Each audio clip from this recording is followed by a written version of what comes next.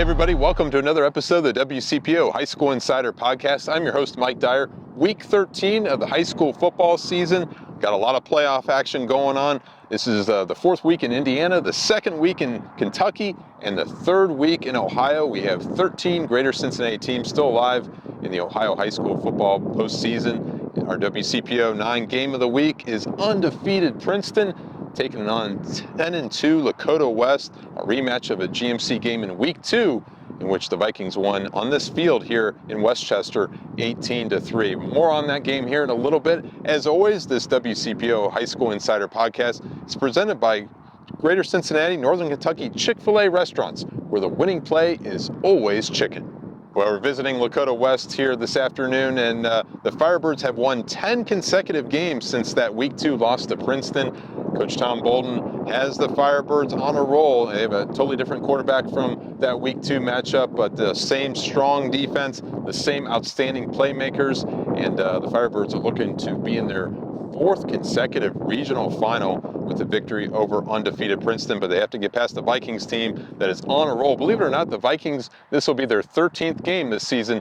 12 of those games have included GMC opponents, including 3 straight weeks in the postseason of GMC opponents. So certainly going to be some interesting matchups when it comes to this game. Lakota West, like I mentioned, they are 49-10 since the start of the 2019 season, going for their 4th consecutive regional final appearance. And let me go over to talk to Coach Bolton and a few of his players here about the Firebirds' mindset heading into the 3rd week of the playoffs. Well, Coach, obviously our WCPO 9 game of the week here, rematch with Princeton, this time in the playoffs. And before we kind of talk about Friday night, let's kind of get caught up on the Firebirds a little bit. 10 consecutive victories. What's going so well? What did you like about the matchup against Elder last week and how you guys won? Well, I think what's going so well is we're growing up. You know what I mean?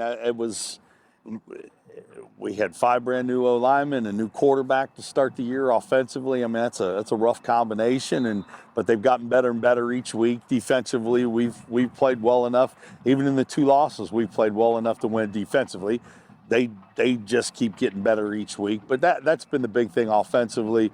We've just keep getting better and better, and that's obviously helped us get to the position that we're in. And, you know, kind of culminated with that last week. We ran for 240 yards, which was awesome. We were able to control the ball, keep that offensive Elders off the field. So that was a big part of it for sure. I went back and looked at a quote that you had back in July saying, I think we're going to be pretty good at the start of the year, but we're going to be really, really good at the end of the year. The only thing I was off is we weren't very good at the beginning of the year. We were bad. But yeah, no, I think, like I said, that just kind of goes with what I talked about. I think the kids have stayed the course and understood that, ideally you want to be hitting on all cylinders, but I just knew with that combination of 5 brand new O-linemen and a new quarterback, that's just tough to overcome early on, playing really good teams. How does Sam really manage the offense? He does a great job in terms of he just finds a way to make the play. He's deceptively elusive in terms of what he's running the ball. He's not a big kid. He's not the 205-pounder like Mitch was, but he's really athletic. He's fast. He's slippery, so when he gets in space, he's tough to bring down.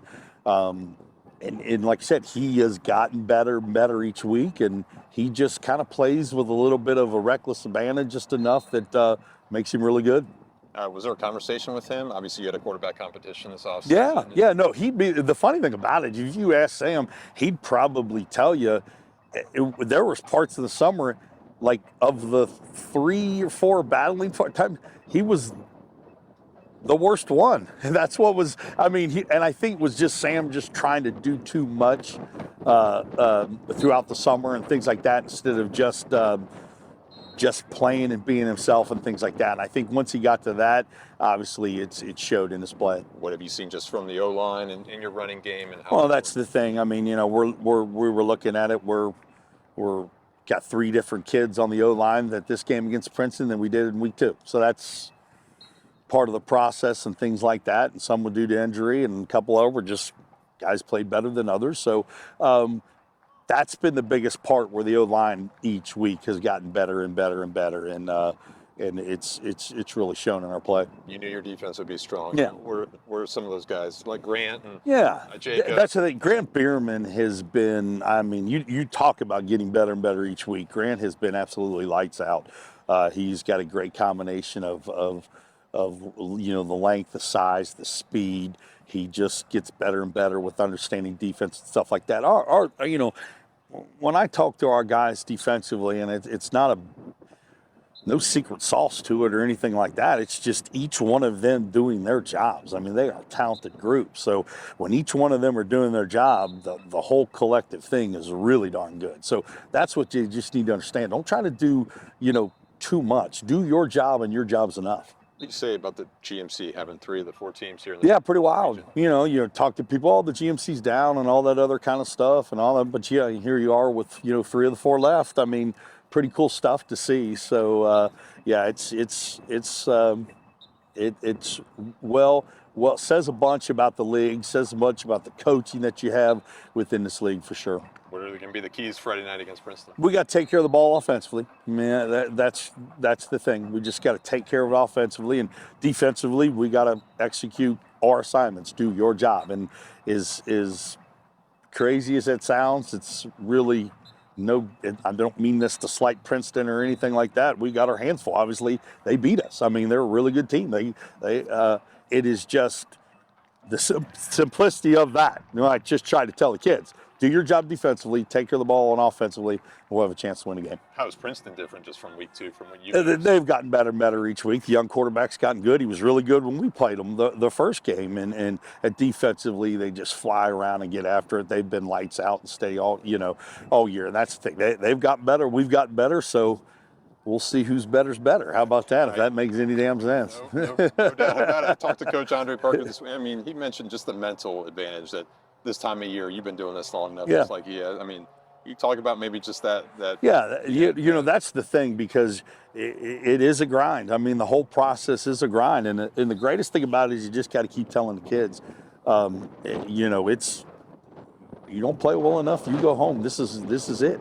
But it's just that one practice at a time, one quarter at a time, one half at a time, and each game at a time, but it's a grind. I mean, it's tough on kids. I mean, especially in this day and age of entitlement and instant gratification and things like that. I mean, this is, we've been at it for a long time, and it's 6 days a week for the kids. It's 7 days a week for the coaches, and you got to love what you do, and this group loves what they do. So I think that's part of the reason why we're at where we're at. Coach Bolden has to stay caffeinated, right? Not as much anymore, to be honest with you, but I do get an energy drink in me here and there. So we've stocked it up in the faculty lounge pretty good. What's the beverage of choice? The Celsius. I'm into the Celsius now. I mean, is that a shameless plug? Can I get some love from them if they're watching? Yeah, no, it's actually a pretty good drink. So yeah. Coach, appreciate it. Best of luck. Yeah, thank you. Appreciate you guys. Thank you guys. I'm Sam Wiles. I play quarterback in Lakota West. Tell us a little bit about your season here and catch us up with how the offense has been successful these really the past 10 weeks since you've had 10 consecutive wins. Yep. Well, our offense is doing great right now. I mean, obviously we have playmakers everywhere. I trust all my guys. We're all under one mind. I mean, it's all very, very much like a brotherly group. We're all doing really good. Was there a moment for you, Sam, that you really felt confident and you're like, hey, this is my group as far as the offense goes? I mean, can you tell me, was there something that just clicked for you? Definitely in the Fairfield game. I mean, I was very nervous for that game at first start, but all my guys, when they heard the news that I was starting, they all came up to me. They all showed that, like, hey, I trust this guy. I know you can do great, and all you got to do is stay out there, stay calm, and trust us. And I was like, all right, I got you. And then obviously we were throwing some big passes, getting just check downs, and get into a groove. And I was able to get into a good groove and a fast groove there with them. And I was like, I know these are my guys. I know I can count on them. What are you doing so well? I understand you're pretty elusive, running the football. Can you tell me what's been effective for you right now? Definitely my legs. I've been able to escape the pocket and, just pick up some yards on the ground whenever we needed it. So I think being able to run is tough for the defense to keep track of that, and our receivers. Our receivers are super fast and very good at, getting open. Played Princeton week 2. Obviously, you weren't the starting quarterback at that point, but Do you feel like that's ancient history right now going into this week? Yeah, I mean, obviously, Princeton's a great team. They're undefeated for a reason, and I feel like this is our chance to get them back, and all props to them for having a great season. I mean, they're having a spectacular season. So I think that game we're putting in the past, and we're looking at now as we've never played them, and we're just going to go out there and give it our all. What's your mindset going into this game? What's going to be the keys to victory for you guys? Keys to victory for us would definitely be get the ball to our playmakers, do what we do best, and just let us go out there and play and have fun. How much fun have you had? I've had a great time this year, all my brothers and us, just out there playing football. I mean, what's better than that? Coach mentioned 5 new offensive linemen at the start of the year. I mean, can you describe to me or illustrate how the growth of the O-line has really helped you guys? Yeah, I mean, all of our O-linemen are really good, but, in practice, we're all showing up, showing out, giving it our all. So I think just everybody being able to click, and I know if one lineman goes down and the next comes in, they're going to be just as good. This program has made 3 consecutive regional finals. I know you're not thinking ahead to next week by any means, but certainly just this tradition is being built in a very short amount of time, and Coach has 49 victories since the 2019 season. What's it like to put on the uniform here at Lakota West? Oh, it means a lot to put on the uniform. I mean, playing for Lakota West, playing for all the boys here, all your friends who you grew up with, went to elementary school, middle school with, it's just great being able to play with such a great coach like Tom Bolden. So, appreciate it, Sam. Best of luck to you Friday night. Thank you. Thanks. I'm Jacob Asbeck. I'm a senior, and I'm an outside linebacker.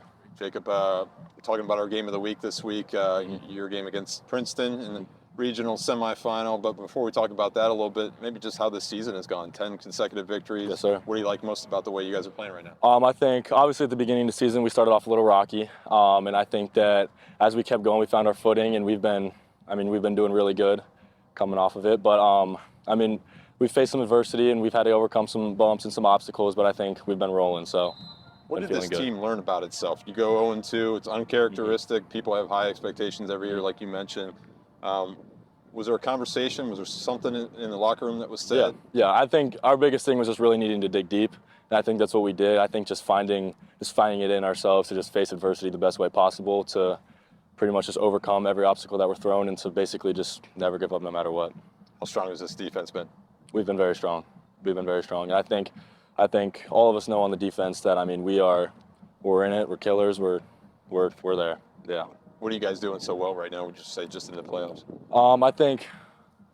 I think that we've just been flying to the ball really well. I think that at times it hasn't been great, but our communication has been better. I think that especially once we found it, we've been really good at our communication and just being on the same page and just pretty much just making plays.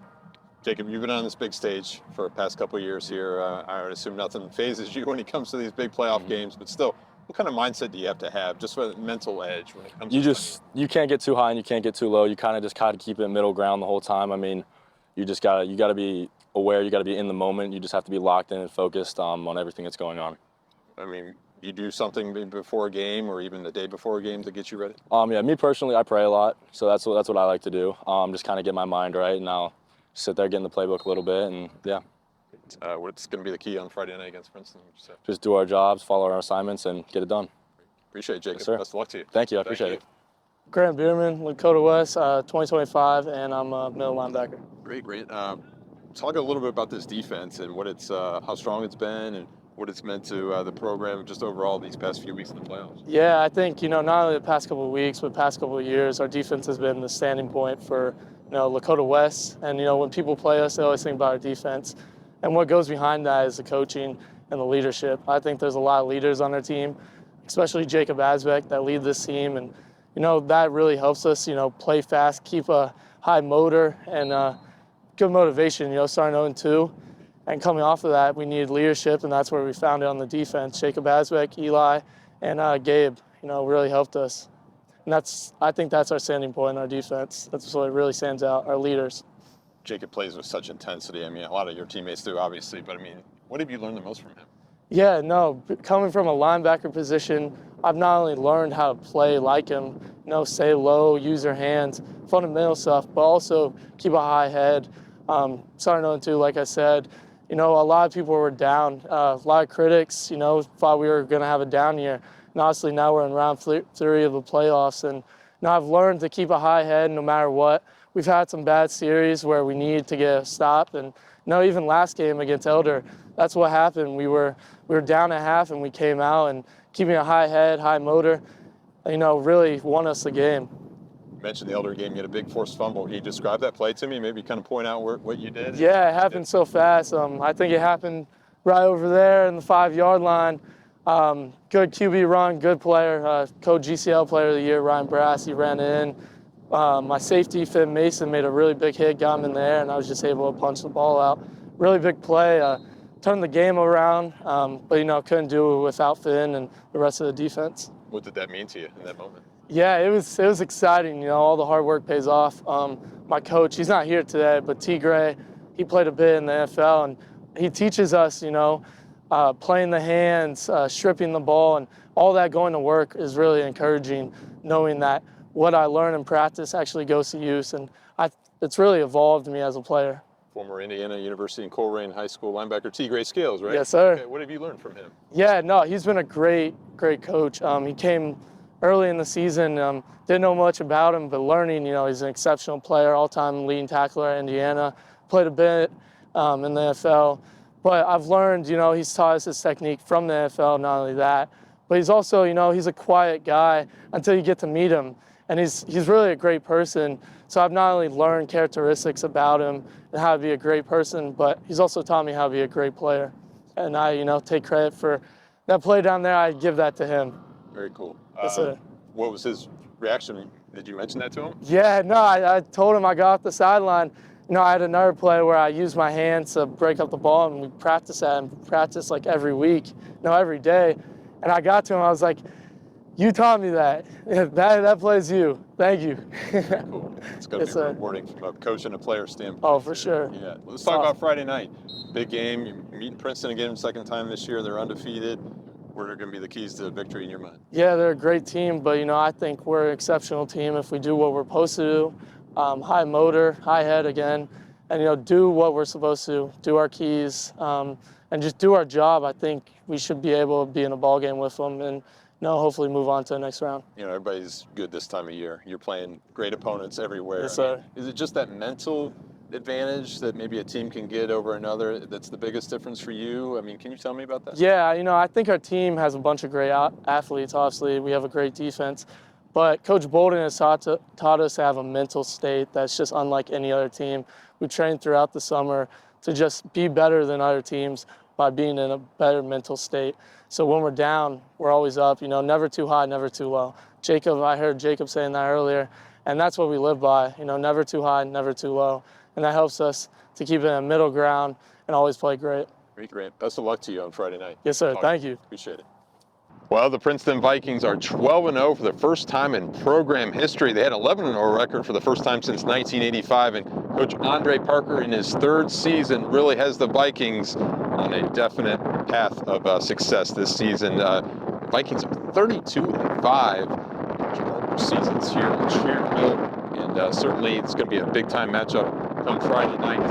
Back in that Week 2 game, Princeton had 6 sophomores that's played. So talking to Coach Andre Parker this week, he said a lot of the team has grown up, they've matured, a little more wiser, and certainly Week 2 is ancient history when it comes to this matchup. It's all about the fundamentals for the Vikings: tackling well, using leverage, being smart on offense, limiting turnovers. Sounds cliche this time of year, but this Vikings team is trying for success and the GMC title outright for the first time since 1993. Well, the winner will play Mason and Moeller. Either of those teams we're going to be playing in the regional final on November 17th, and Mason and Moeller meeting for the second straight season in the regional semifinals, that game being at Princeton. Just part of a GMC theme when it comes to Region 4, 3 of the 4 teams being from the GMC, obviously Moeller being the state semifinalist the past 2 seasons out of the GCL South. Well, several other games we're keeping our eyes on. How about Division 2, Region 8, Anderson and Harrison? That game is going to be played at Lakota East. That's the first matchup between those programs since 2019. Harrison upset Clayton Northmont last week. Meanwhile, number 1 seed Anderson took care of business in a 41-3 victory over Kings. Well, that winner of that game was going to play the winner of Withrow and Troy. I highlighted Withrow over the weekend. The Tigers have 11 wins for the first time in program history. Remember, the school's been around for 104 years. This is their first regional semifinal appearance, and Coach Collie Jones certainly doing some great things there in Hyde Park for not only the offense. Everybody talks about Chris Henry Jr., the outstanding 2026 wide receiver, the Ohio State commit, but also the defense has really stepped up as well. So this is going to be an interesting matchup. That game against Troy is going to be played at Welcome Stadium in Dayton. Several other games we're keeping our eye on. How about number 1 seeds Baden in Division 3, Region 12? Also Clinton Massey in Division 4, Region 16. Both those schools are going to be competing for the opportunity to move on to the regional finals. And in Kentucky, we got some big-time matchups as well. Dixie Heights and Highlands in Class 5A. Also in Indiana, we have East Central and Batesville in their respective regional finals as well. So we'll have all the highlights for you, and we'll have some analysis as well on WCPO 9 Football Friday with Caleb Noe and Marshall Kramsky. Be sure to check out my work on WCPO.com. Also have a story up about Moeller basketball coach Carl Kramer, who was elected to the Ohio Basketball Coaches Hall of Fame just this past weekend. So make sure you subscribe to this podcast wherever you get your podcasts, and we'll talk to you next week as we prepare for the regional finals around the state of Ohio.